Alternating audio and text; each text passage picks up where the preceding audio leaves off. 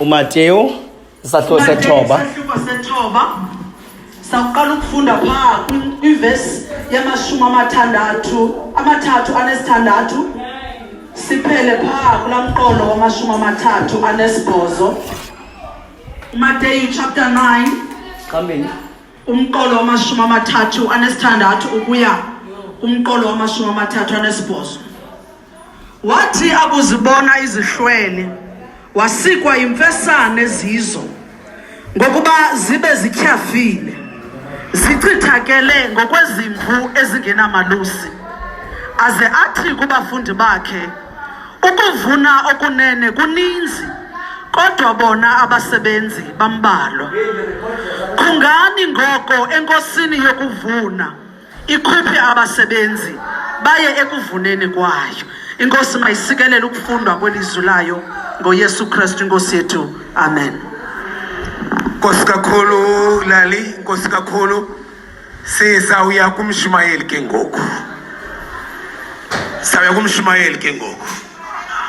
Uyabona ke into emnandi ngelizwi likaThixo asiva ngokufanayo.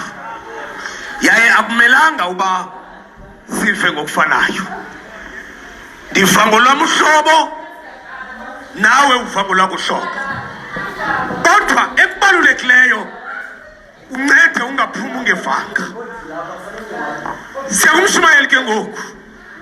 Emva koko sizawusa kuwe sukunika ithuba lokokuba uye kuThixo ngokwakho ngendlela yakho. Emva koko sizawusondeza bonke abasebenzi bakarhulumente sibace ngoba iingxaki zabo zaziwa ngabo. Eyona nto bafuna ukuyibeka kuThixo yaziwa ngabo ukuze thina sincedisane nabo ngomthandazo. Masiyeke kumfundisi uMakhula, umfundisi we-East London Circuit. Uthi ke igama lale cawa yakhe yi-313 ibizwa ngolo hlobo. Masiyeke kuye kumfundisi ukuze atsho uba uthini uThixo yena. Sizaba ukuthi mfundisi wami aba bantu bakarhulumente inyaniso baqeshwe ngurhulumente aba bantu, kodwa inyaniso benza umsebenzi kaThixo ngoba basebenzela abantwana bakaThixo. Andazi mfundisi wami noba unalo ingoma na uthi neyiphina yakhe mthathe ke ba.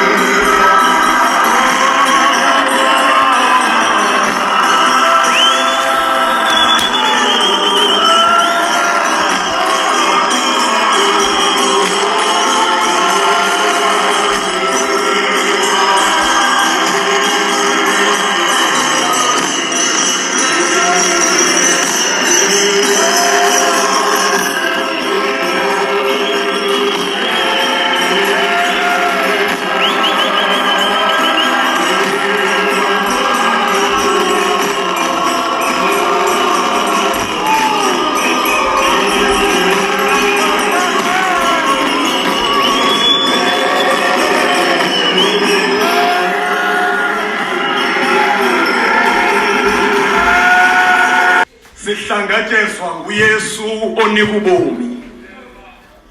Baphulaphuli bomhlobo wenene. Isizwe esinamanxeba, isizwe esophayo, isizwe esingcwelekileyo, siyahlangatyezwa.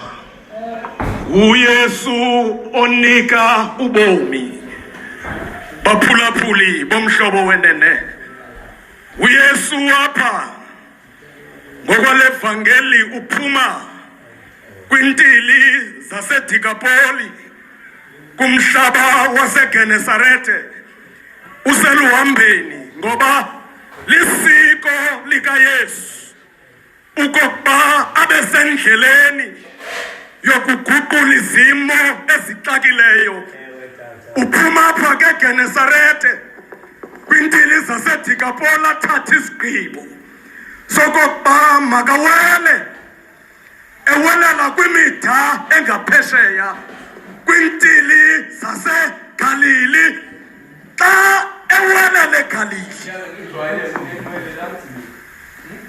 uthi lo mphali xa ephume emkhombeni wahlangabezana nabantu abanamanxeba, ngoba kuziswa kuye uYesu, unyana kaThixo, kuziswa kuye abantu abanobulwelwe, amadoda anobulwelwe ngomphefumlo, amadoda athwelweyo ngenxa yokonzakala ziimeko zelizwe, ahlangabezana noYesu ohlisa ubomi. Uthi ke lo mphali kwahlangana ukufa nokuphila, kwahlangana uYesu onegunya, uYesu othwele igunya ngokwevangeli, athi linikwe mna igunya emhlabeni nasezulwini. uYesu uhlangabezana nobuthathaka benyama, uhlangabezana nabantu abophukileyo, uhlangabezana nesizwe esophayo, uhlangabezana nabantu abaphelelwe lithemba. Kodwa uYesu ongumthwali wethemba usukathi akulubona ukholo lwabo, wathi mntwana wam, zixolelwe izono zakho. Waphakanyiswa ngoba kuhlangene ukwaphuka nomhlangabezi. Bantwana bakaThixo, komnatha nini umntu, komnatha nini umntu, komnatha nini umntu kamente kaThixo, ngoba linye iyeza kuphela. Umnye umntu athi umphali xa athetha ngaye, umnye umlamleli phakathi komntu noThixo uYesu obubomi, odlisa ubomi, uhlangabezana nesizwe esophukileyo. Bantwana bakaThixo, uYesu onamandla, uYesu onegunya, uYesu ophilisayo, uYesu owoyibisayo, athi umquleli xa ethetha ngaye waboyisa ubukhali bokufa, wavulela bonke abantu abakholwayo ubukumkani bukaThixo.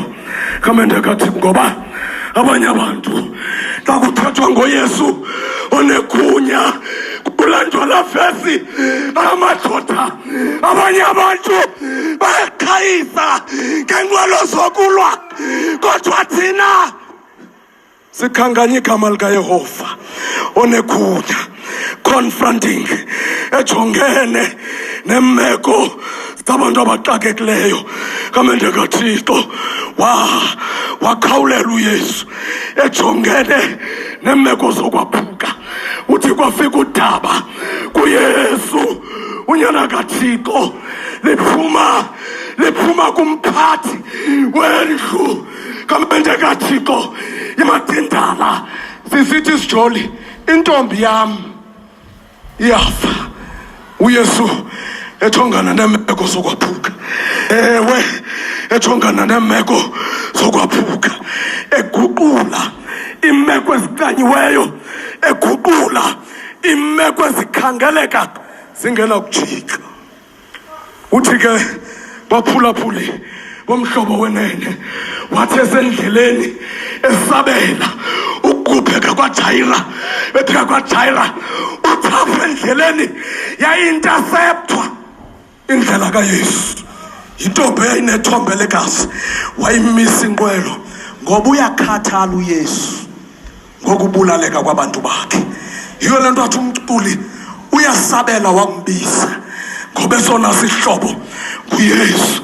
He restores, ubuyisela isimo ngoba injongo yothumo lwakhe kukubuyisela isimo esincanyiweyo. Uyesunyana kaThixo wathi xa evela egqiba ukuphilisa intombi kaYayiro lethe vele intombi kaJaira xa ebheka pha uthi lo mbhali wasibona. Nansi le ndawo uYesu wasibona izihlwele. Uthi into yokuqala wajonga isimo isihlwele sikuyo. Ngathi ngabasebenzi bakahulumente ezithi imbeko zokwaphuka nemmeko abantu abasebenza phansi kwaso noxinizelelo abadongene nalo babonakale befana nezisihlwele esibonwa nguYesu. Uthi uYesu xa esibona uthi sasityhafile wathoba ukuthixo ungumthombo wobomi wathoba unamandla onke wasikwa. Sisimo sikaYesu ukuthi xa ebona imeko zokophuka kwethu ngoba ithi kwathi amaHebhere asinambingeleli mkhulu ungenakho ukufelana nezilwele zethu wenza uYesu le nto adume ngayo. Ndizokuthi ngazingena kule mvuselelo ndizawubuya ndize kuwe Nconde wasikwa wasuka kwisihlalo sakhe senxeba wahlala kwisihlalo sakhe ukukhawulela imeko zokwaphuka ngoba uYesu wayenofelwano ngenxa yokuhlukumezeka kwabo. Nathi sinemeko zethu zokuhlukumezeka kodwa ndizokuthi nje ukhona uYesu uyasondela ngoba uyakhathala.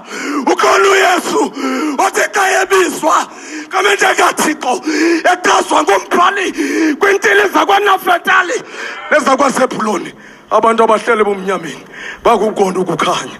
Nani khangelani kuye. Uthi xa enika icebo xa ndikhwelela Nconde wathi icebo lithi khungane kwinkosi khungane. Wathi icebo linye lukuthe kwaphukeni kwethu xa siwenyuka amaqhina neentsungu zezimnyama sisondele kuye ngoba nguye oza kusinika amandla okuphumelelisa umsebenzi.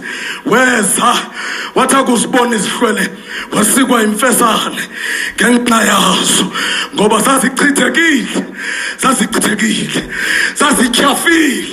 zazityhafile njengezimvu ezingenamalusi ngoku nangona phakade. Amen.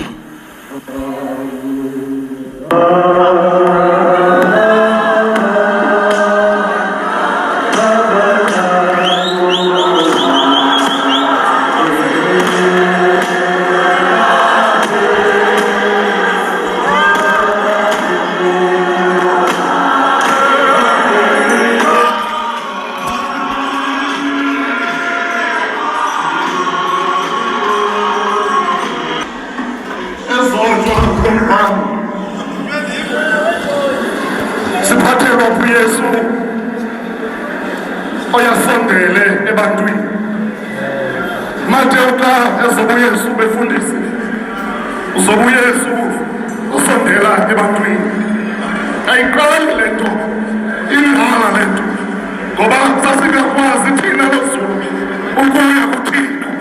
Wasuka uThixo baphulaphuli wenza kuthi sihlobo zenkosi wathi akusibone isihlwele wasikwa imfesane zizo ngokuba zibe zityhafile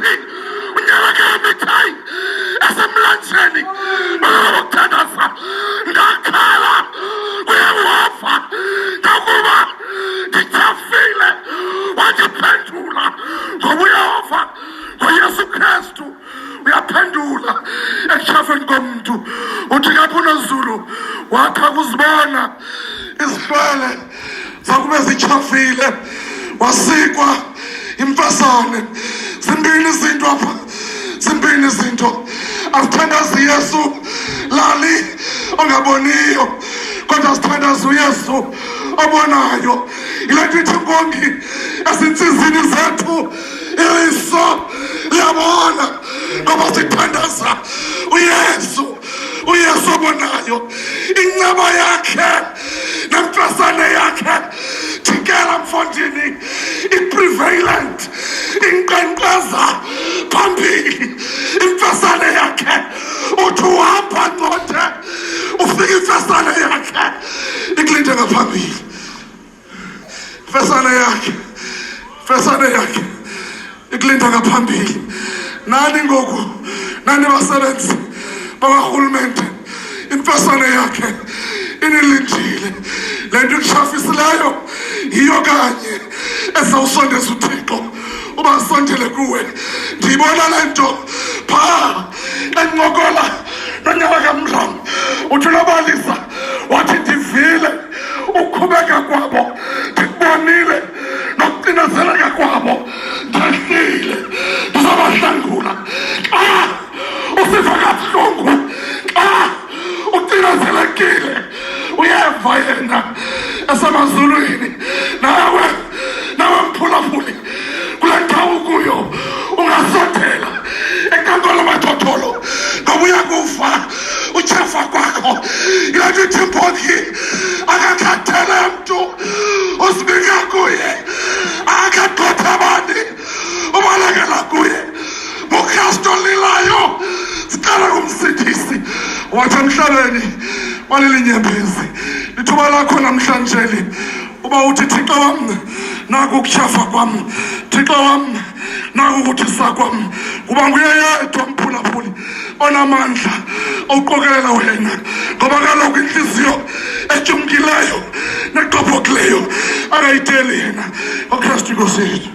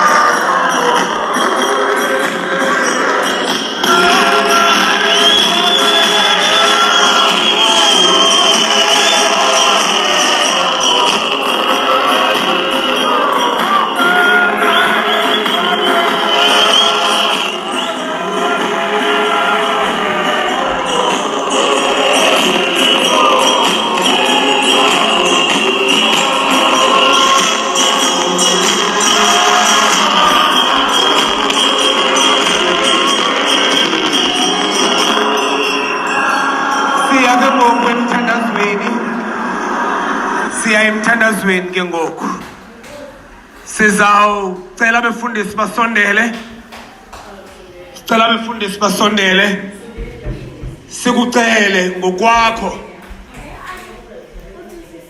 phofu umele uxelelwa yinto ekuhluphayo uba mawuphakame okanye uhlale phansi umele uxelelwa yinto ekuphethe kakubi uba mawuhlale phansi okanye uphakame. Sakunika lo thuba ke ukuze ungaphumi apho ugoduke usiva enhlizweni ngathi into ubuyizele apha ayikhange ichukunyiswe. Ngoko ke sawuthatha ingoma uba uze apha ngesizathu esikutyhalayo uve kusithiwa uyayinceda uThixo, wathi mawuthatha ichance yoba uze apha uzokhangela uba angakuncedana uThixo. Uba uze ngeso sizathu uzawuphakama uze ngaphambili kancane ukuze abefundisi bakuthandazele. Kodwa phambi koba bakuthandazele sikunika ithuba lokokuba wena ngokwakho ubeke imeko yakho ngawakho amazwi kuye uThixo. Masiye ke mzalwane, ungasondela ke.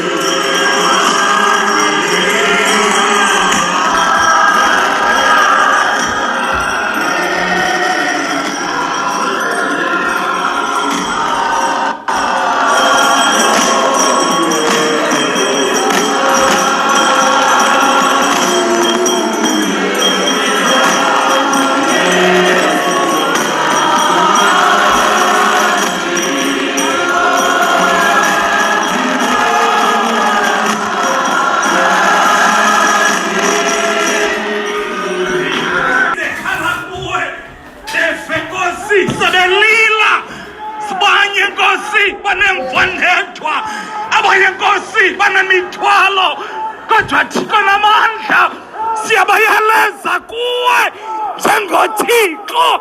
Bonakala Nkosi, unyeleza kubo Thixo namandla. Tshisa umlilo wakho oyingcwele, nyeleza Thixo namandla. Uzibonakalise njengoThixo. Siyathandaza, siyathandaza Thixo namandla. Sibonakalise Thixo olungileyo, ehla oyingcwele. Sikelela Thixo olungileyo, ehla Nkosi oyingcwele. Dala Nkosi oyingcwele ubomi obutsha ezinhlizweni kubo Thixo namandla. Tyhoboza Thixo, tyhoboza Thixo olungileyo. Tshisa Nkosi oyingcwele igazi lakho elinamandla. Asegazini lakhe Thixo wamona amandla amakhulu, unganiwe sizwe nenhlanga. Yiba nguThixo apha Nkosi, oselungeka kangakanana isicaka sakho Nkosi. Abantu Nkosi abasebenza umsebenzi wakho njengoThixo. Thixo wamona amandla amakhulu, uyawazi Nkosi ukuhlukumezeka kwabo, uyakwazi ukubulaleka kwabo. Ngoba Nkosi yami sivile oba wena aweneli nje ukubona, kodwa into oyenzayo Nkosi usikwa imfasane Thixo. Olona izandla zethu phezu kwabo, ngoba uMthixo ingcwele, ngoba sosandla sakho sezulu. Yiba nguThixo Nkosi kwisicaka sakho, ungaphela umsebenzi wakho. Oyandini wenyaniso, wathangwa samayele ngamthaka asathana Thixo ingcwele, ukuze ngoselungileyo umsebenzi wakho ukhuseleke, ukuze izimfu zakho singathi sankosi, babe isicaka sakho usikhethile, ngoba solusa izimfu zakho. Hlala njengoThixo apha egameni loyise nelonyana nelomoya ingcwele. Amen.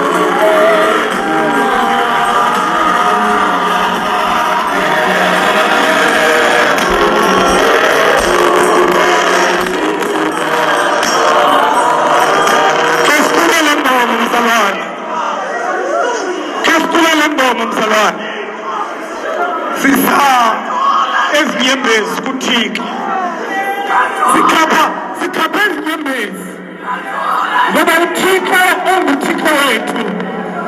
Inhliziyo etyumkileyo akayikuyidela uThixo. Le mithandazo iwe apha akwaba bekunokuba njalo, kungabi njalo ngoku, kodwa kube njalo kude kube kunaphakade. Akwaba uThixo ebenokuqhawula amakhamandela athandazelwayo namhlanje. Akwaba bengeva imithandazo yethu uThixo namhlanje, makube njalo mzalwane.